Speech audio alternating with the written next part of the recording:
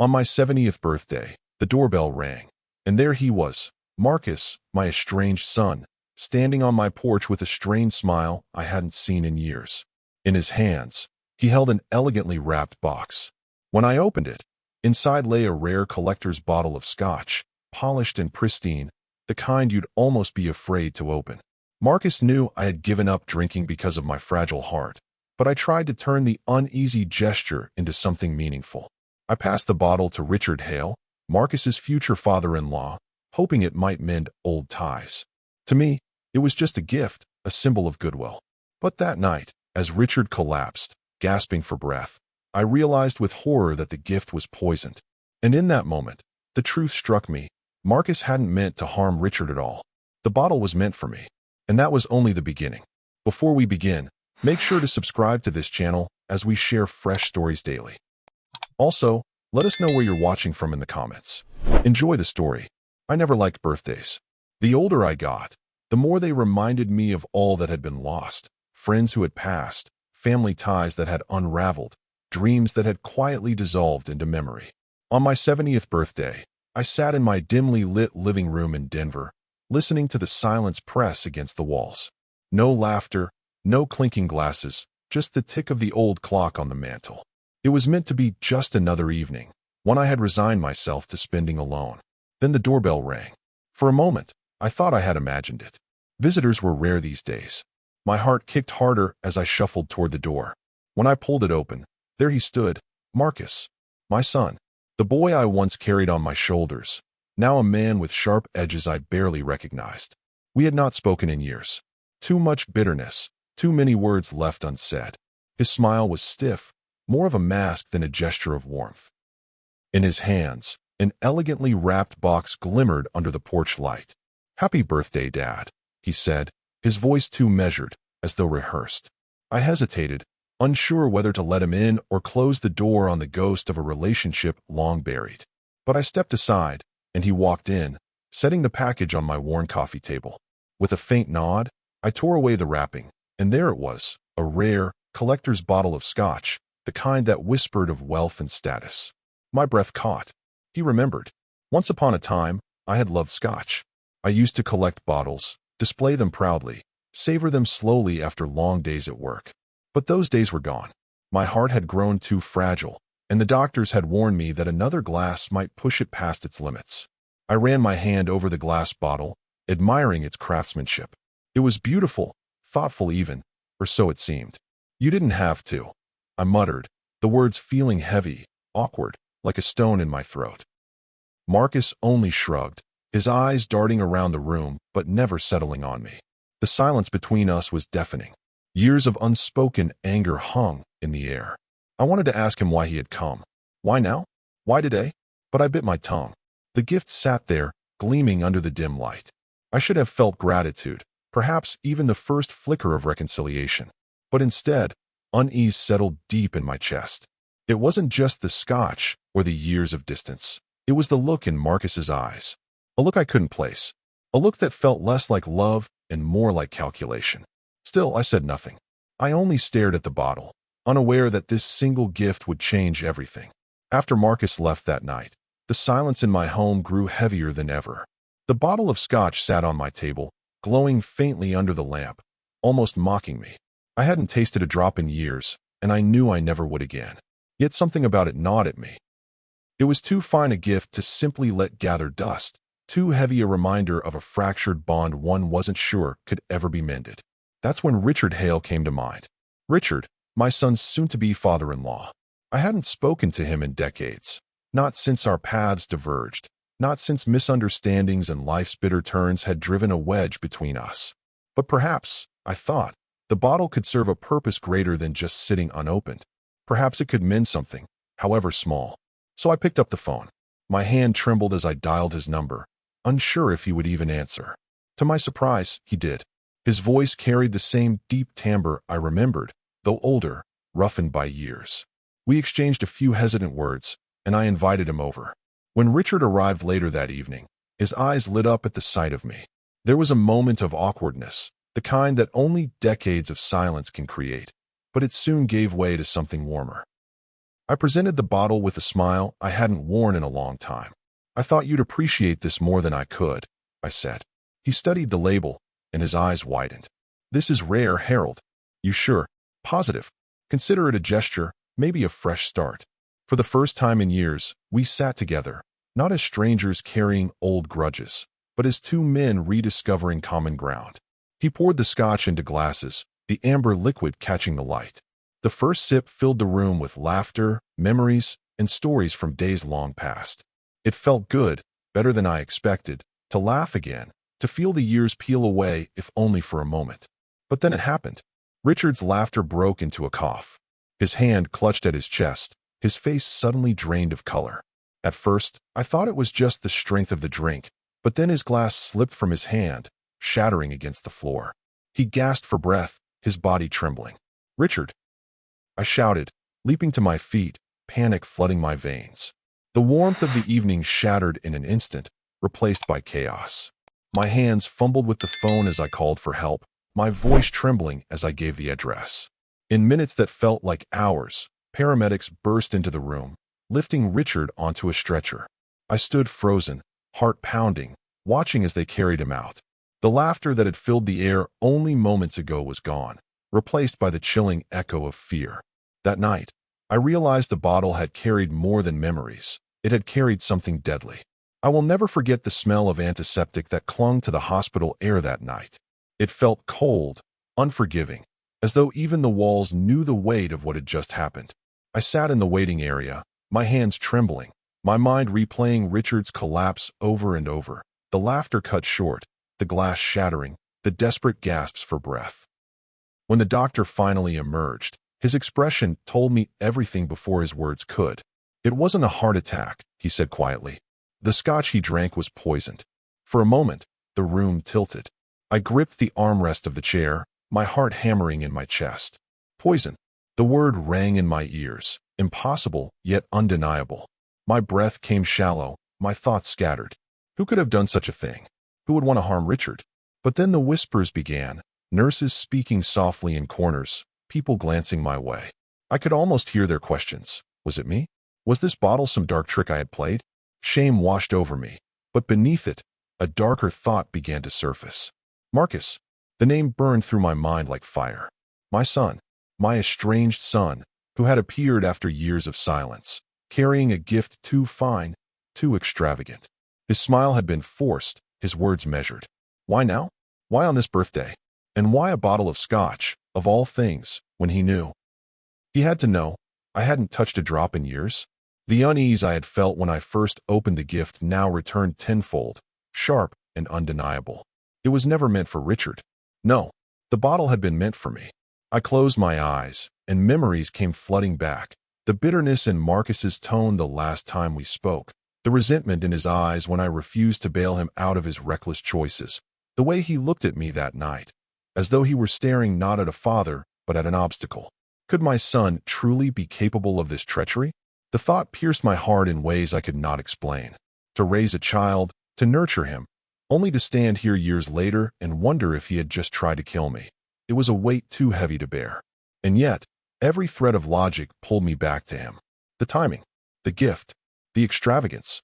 None of it added up unless Marcus had wanted me gone. I looked at my hands, at the lines carved deep into my skin by years of work and struggle, and I felt them tremble with betrayal. A father's instinct is to protect his child, but in that sterile hospital hallway, I felt for the first time that I needed protection from mine. The truth clawed at me with merciless certainty. The poison had not been Richard's curse by design. It had been mine. I never imagined I would be sitting across from a detective, discussing my own son as a suspect. But there I was, shaken yet determined, staring into the steady eyes of Detective Marisol Vega. She was relentless, sharp in her questions, but there was something in her manner that gave me strength. She didn't pity me. She treated me as a man who deserved the truth, however cruel it might be. "We follow the evidence," she told me, "no matter where it leads." I nodded, though my chest felt as if it were caving in. The first stack of evidence she laid before me were Marcus's financial records. Page after page of overdrafts, unpaid debts, maxed out credit cards, and gambling losses. Each number was a wound, proof of a life spiraling far from the boy I once knew. I remembered teaching him about saving, about hard work, about living within his means. And now, I saw desperation etched in red ink. My son had been drowning, and instead of reaching for help, he had chosen deception. Next came the property documents. My estate, my home, the place I had worked my whole life to preserve. Marisol showed me reports that Marcus had inquired about its value, spoken to brokers, and even bragged to a few acquaintances that soon it would all belong to him. My blood ran cold. I could almost hear his voice saying it, dripping with entitlement, as though my existence was nothing but a waiting game for him to win. Then came the witnesses. One by one, people who had crossed paths with Marcus described the same disturbing confidence. He had spoken carelessly, boasting about what was rightfully his, laughing off questions as if my death were an inevitability rather than a tragedy. Their words pierced me like knives. I wanted to shout that they were wrong, that my son could not be capable of such thoughts, but deep down, I knew they were telling the truth. And that truth was unbearable. The bottle, the timing, the forced smile at my door, it all clicked together like a puzzle I had never wanted to solve. Marcus had plotted to poison me, not Richard. My gift of goodwill had twisted his plan, sparing me, but nearly killing another. Richard's pale face, his gasping breaths, haunted me as much as Marcus's betrayal. Marisol's voice cut through my spiraling thoughts. We have enough. He won't walk away from this. When the arrest came, I stood frozen as the officers led Marcus away. His eyes met mine only briefly, cold and unrepentant. There was no apology in them, no sign of the boy I had once carried on my shoulders. Only bitterness, only blame. Justice was moving swiftly now. But inside me, another trial was underway, one that no gavel could conclude. For how do you reconcile the truth that your own child would rather see you dead than see you loved? That was the question I would wrestle with for the rest of my life. The courtroom felt colder than any place I had ever been, not because of the air, but because of what awaited me inside. The hum of whispers filled the chamber, strangers leaning close to one another, hungry for every detail of the case.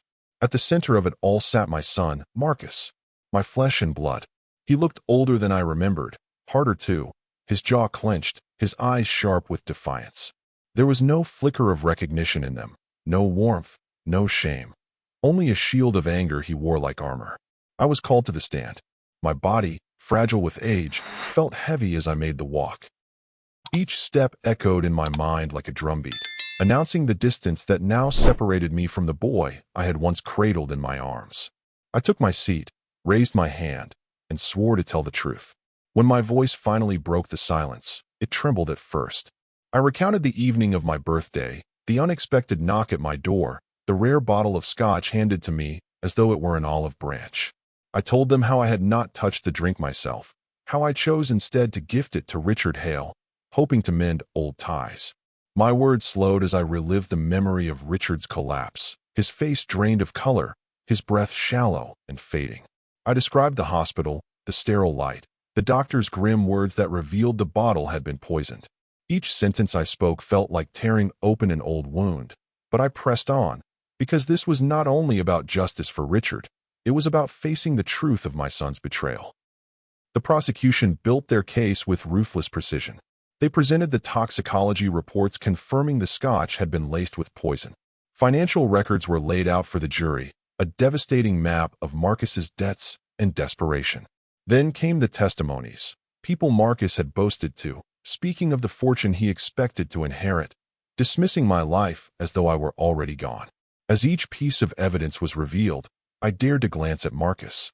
His expression did not change. He sat stiff, unmoved, almost smug, as though the walls of the courtroom could not close around him. I searched for a crack in that mask, a flicker of remorse, but all I found was coldness. The jury listened with grave attention, their eyes shifting between the prosecutors, myself, and Marcus. I wondered if they could feel the weight I carried, the unbearable conflict of condemning my own son.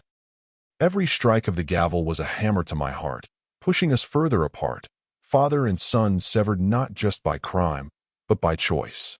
And as I sat there, frail yet resolute, I realized that this was not simply a trial of guilt or innocence.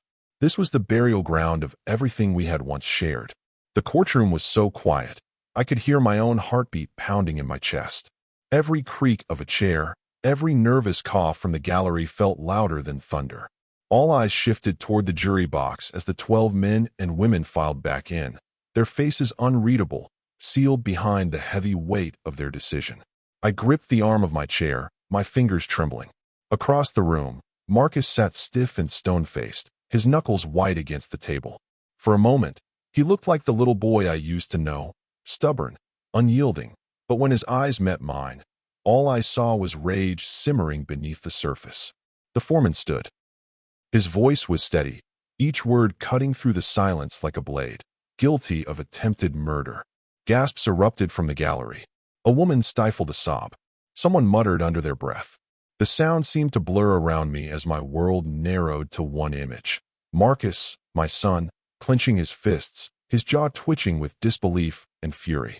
His lips pressed into a thin line, his body rigid with defiance. He did not cry. He did not plead. He just burned. And me? I exhaled, but it was not relief that left my lungs. It was sorrow. The kind of sorrow that has no bottom, no end, the kind that hollows you out until you feel nothing but emptiness. I thought of the nights I carried him on my shoulders, of the mornings I packed his lunch for school, of the pride I once felt just calling him my son. All those memories now twisted into something unrecognizable, a cruel reminder of how far we had fallen. The judge's gavel struck, sealing the verdict in stone. Marcus would spend years behind bars, his future shackled by his own choices. Richard Hale had survived, thank God, but the scars of that night would remain, for him, for me, for all of us. Families do not walk away from poison and betrayal unchanged. Justice had been served. The court had spoken. My property was secure, my life preserved. But what victory was this? I had not won. No, I had lost more than any man should. My son, my own flesh and blood, was gone, swallowed by greed, anger, and ambition. The verdict did not bring peace. It brought finality. I glanced once more at Marcus as he was led away in handcuffs. He never looked back. That was the last nail in the coffin, the final sign that whatever bond we once had been severed forever. People congratulated me afterward, whispered about justice and closure, but their words were hollow. Revenge had been delivered, yes, but it tasted like ashes on my tongue.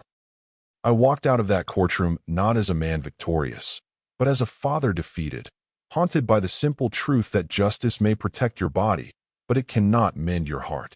The house has never been this quiet. It's strange, really. These walls once carried the sounds of life. Marcus's laughter as a boy, the clatter of dishes from family dinners, the music I used to play on Sunday mornings. Now, every step I take echoes like a reminder of what's been lost. I walk slowly through the hallway, my hand brushing against the photographs that still hang there. Birthdays, vacations, ordinary evenings frozen in time. In one picture, Marcus is no older than 12, his grin wide as he holds up the baseball we'd caught together. I stare at it longer than I should, wondering how that boy grew into the man who tried to poison me. The property, the land, the house, all of it was supposed to mean something. At least that's what Marcus believed. He thought inheriting it would give him power, stability, maybe even pride. But standing here now, surrounded by these empty rooms, I see the truth. Walls and possessions are nothing but dust compared to the weight of losing your own child. Justice was served. The law did its work. My son is behind bars, condemned by evidence and testimony. But tell me, what good is justice when your heart remains in pieces? The verdict gave me protection, but it did not give me peace. Some nights, I sit in the living room where Marcus handed me that cursed gift. I replay it in my mind, the forced smile, the expensive wrapping, the flicker of something dark in his eyes. At the time, I dismissed it as awkwardness. Now I know better. That bottle was never meant for Richard. It was meant for me. And yet, even with the truth exposed, part of me still aches for the son I once loved, the boy I taught to ride a bike, the young man I hoped would carry on my name. The betrayal runs deep, deeper than any wound I've ever known. Betrayal by a stranger you can forgive, but betrayal by your own blood leaves a scar no sentence can heal. So here I am, learning to live in the aftermath, not with vengeance in my heart, but with acceptance. I cannot change what Marcus did. I cannot rewrite the past or force him to feel remorse. What I can do is search for a different kind of peace, one that does not depend on verdicts or property deeds. I open the window and let the cold evening air in. The house feels heavy, yes, but maybe one day it will feel lighter. Healing will not come quickly, I know that. But perhaps it can come quietly, like dawn creeping over the horizon, unnoticed until it warms your skin. Revenge delivered nothing but ashes. Acceptance, though fragile, is all I have left. And maybe, just maybe, it will be enough. If you enjoyed this story of Harold Bennett, Marcus, Richard Hale, and Detective Marisol Vega, don't forget to like, share, and subscribe to Extreme Revenge for more gripping tales. Share your thoughts on how the story unfolded and how it ended. Did justice truly bring peace? Rate the story on a scale of 1 to 10, and let us know where you're watching from. Your support helps us bring more powerful stories to life.